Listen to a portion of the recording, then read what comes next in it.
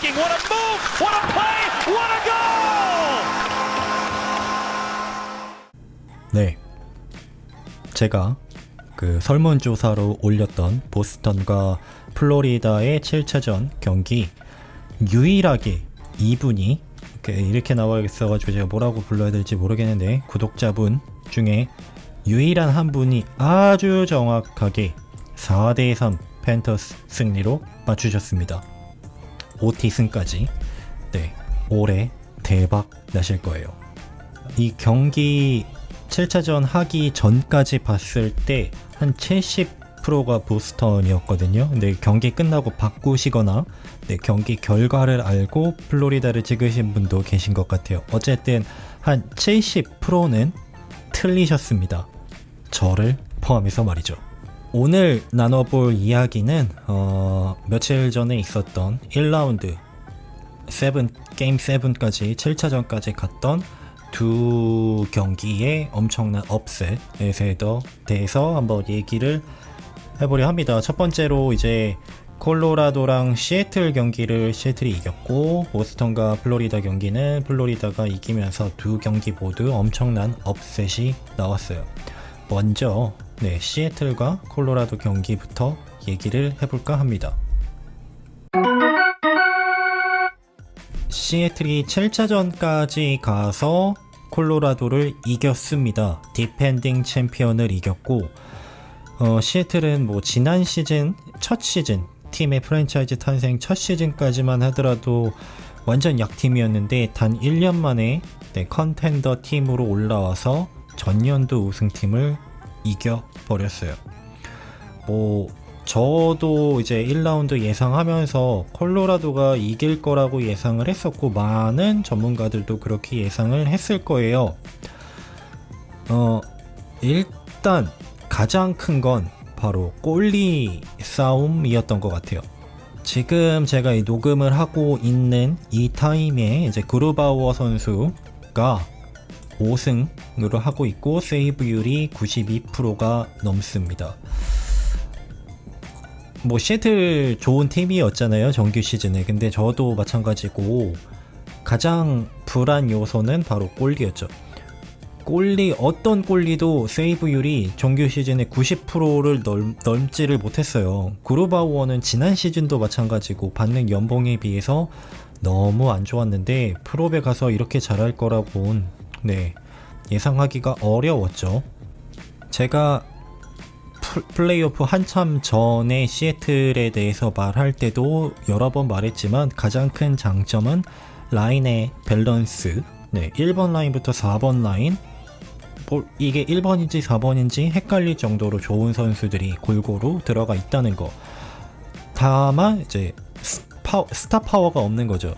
슈퍼스타 파워가 없기 때문에 콜로라도는 제가 7차전을 보지는 못했거든요. 하이라이트만 봤고 그 전 경기만 봤는데, 7차전 하이라이트만 봐도 사실상 맥키너 혼자 하키를 했던 걸로 보여요. 근데 워낙 스킬이 좋은 선수니까 혼자 캐리가 가능하기는 하지만 그거를 시애틀의 뎁스로 이겼다고 볼 수 있겠죠. 특히나 저는 시애틀에서 이 야닉 올드 선수를 가장 좋아하는데, 시애틀 하키에 너무나도 잘 맞는 선수이고, 이 라인 자체가 그런 라인입니다. 3번도 그렇고 4번 라인도 그렇고요.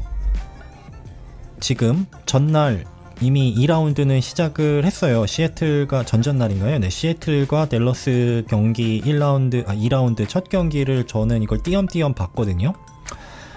띄엄띄엄 봤는데 시애틀의 가장 큰 장점은 바로 포어체킹입니다. 포어체킹, 그러니까 시즌 내내 단순한 게임을 해요. 플레이가 어떻게 보면 약간 올드스쿨한 하키를 보여주는데, 그게 먹힌 거죠. 콜로라도를 이기고 댈러스도 첫 번째 경기에서 이겼으니까. 시애틀은 공격수들이 일단 중앙선을 넘으면 그 비하인드 넷 쪽으로 덤핑하는 거를 두려워하지 않습니다. 두려워하지 않는다는 건 뭔 말이냐?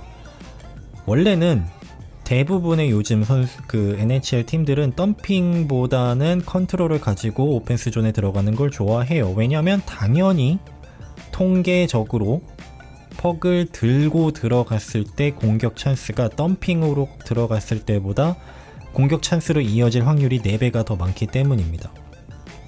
통계적으로. 근데 시애틀은 두려워하지 않아요.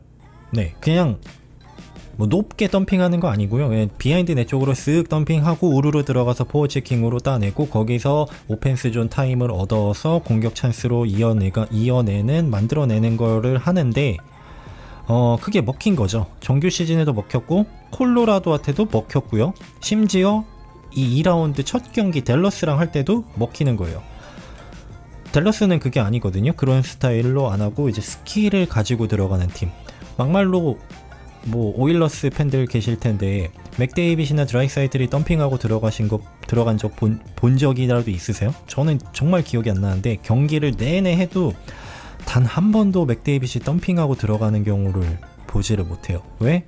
스피드와 스킬로 퍽 핸들링으로 이겨내니까요. 다 벗겨낼 수 있으니까. 잭 휴즈, 맥키넌 다 가능한 선수들이잖아요. 근데 시애틀은 그렇게 하지 않는데 그게 먹혔어요. 네, 먹혔으니까 할 말이 없는 거죠. 그거를 뭐 확률 낳는 그런 옛날 하키를 하네 뭐 하면 어때요? 네, 이겼으니까. 그래서 어떤 그런 피지컬적인 것도 있고 조직력적인 것도 있고 슈퍼스타는 없지만 플레이오프에 잘 맞는 하키를 하고 있는 것 같습니다. 그리고 가장 큰 건 역시 그루바우어 골리가 잘 하고 있다는 거고요. 네, 콜로라도 입장을 보면 아까 말씀드렸듯이 이제 맥키넌 혼자 경기를 했다는 거, 그리고 시리즈 초반 경기는 제가 몇 경기 볼 수 있었는데 제가 느꼈던 건 약간 좀 안이하게 생각하지 않았나라는 느낌도 받았어요. 네, 뭐 우리 디펜딩 챔피언이고 시애틀 뭐 좋은 팀 아니고 뭐 저번 작년도 꼴찌였고 우리는 맥키넌도 있고 마카르도 있고 1라운드는 이기겠지 뭐 이런 느낌이 선수들 팬들도 저 또한 가지고 있지 않았나. 그리고 이제 니추시킨 이슈가 있었잖아요. 좋지 않은 이슈였죠.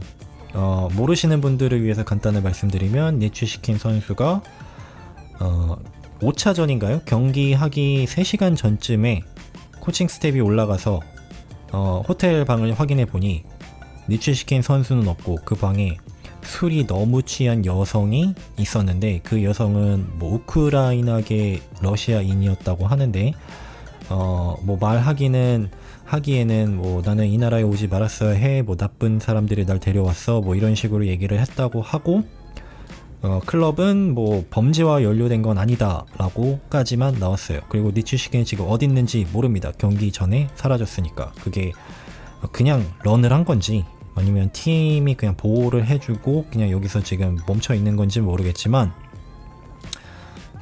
뭐 그 외적으로는 제 추측인데요. 이 다음부터는 아마도 경기 전날 직업 여성을 부르지 않았나 라는 추측을 합니다. 자기 호텔방에 여자가 들어와 있은 거면은 본인이 열어줄 거일 수밖에 없잖아요. 그죠? 네. 근데 뭐 걸렸으니까 문제가 되는 거죠. 근데 제 팬 입장에선 이해가 안 되죠. 다른 경기도 아니고 플레이오프 경기를 하는데 전날 여자를 부른다? 그리고 대주시키는 가정이 있는 사람인데 그리고 그냥 사라졌다? 네, 어떤 비하인드 스토리가 있는지 모르겠지만 이런 것들도 있었습니다.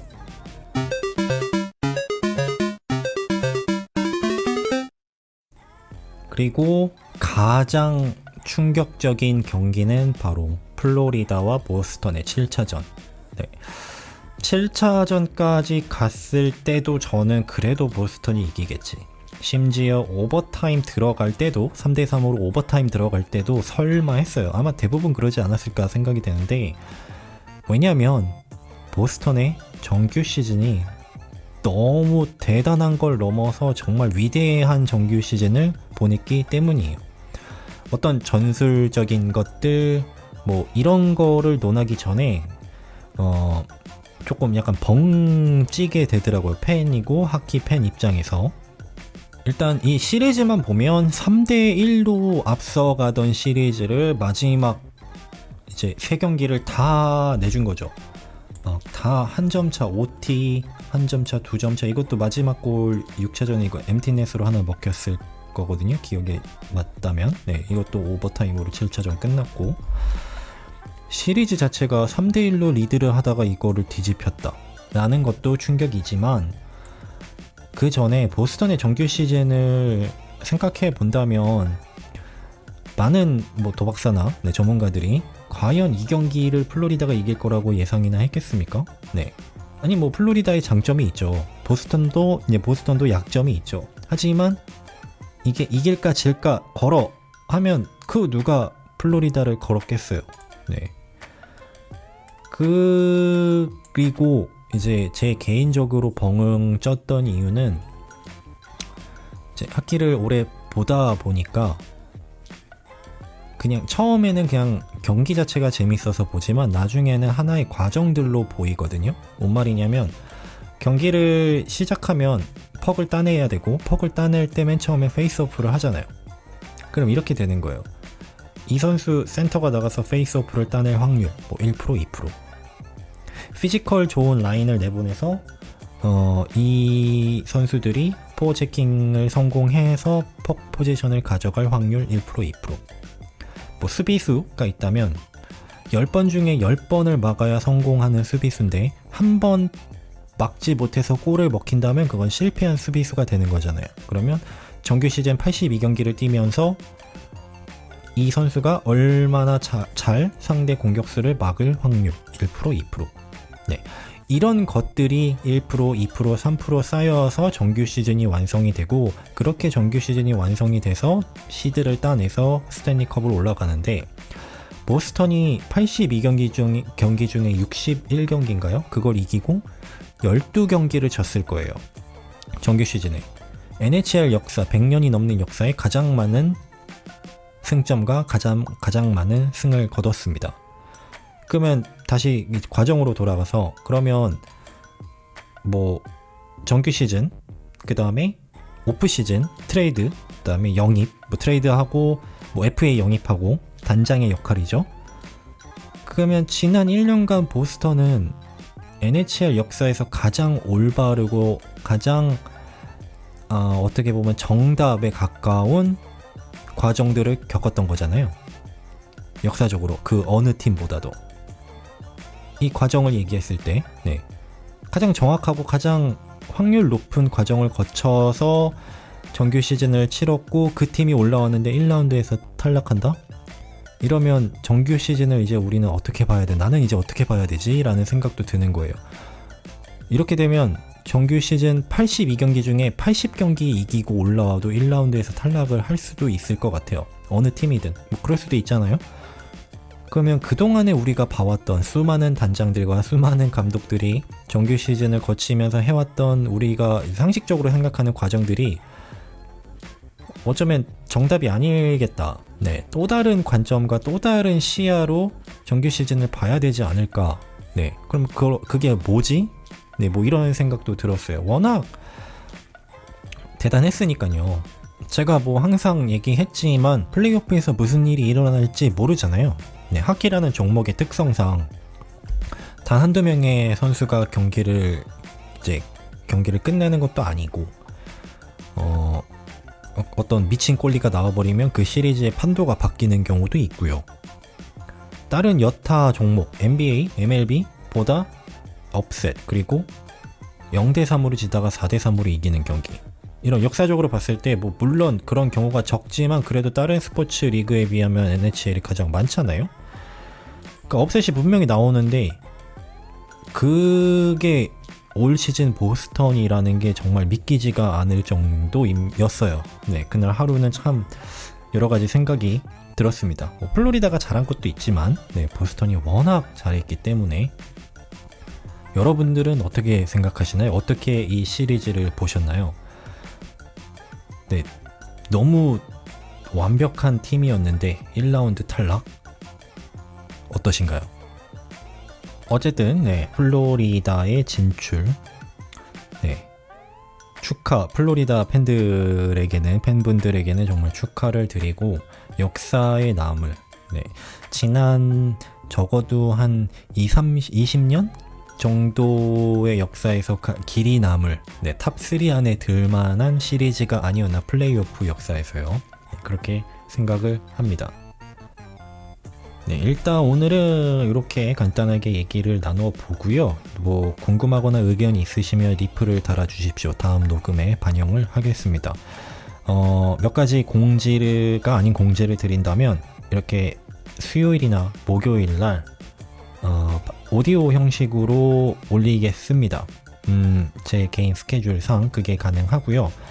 제가 이거 플레이리스트 자체를 팟캐스트에다가 올리는 이유는, 유튜브에서 새로 생긴 건데, 이 팟캐스트 리스트에, 플레이리스트에 올라가면은 나중에는 그냥 뭐 유튜브 프리미엄처럼 꺼도 들을 수 있는, 광고가 없는, 뭐 그렇게 한다라는 소리가 있어서, 뭐 라디오 듣듯이, 네, 그렇게 들어주시면 좋지 않을까 해서 그렇게 올리고, 영상은 제가 뭐 때때로 지금처럼 짧은 영상들은 스토리가 있거나 뭐 뭔가 거리가 있다면 올릴 겁니다.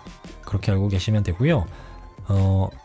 저 구독자가 1000명 넘었다고 이제 뭐 광고 수익 생긴다고 리플이 있었는데요.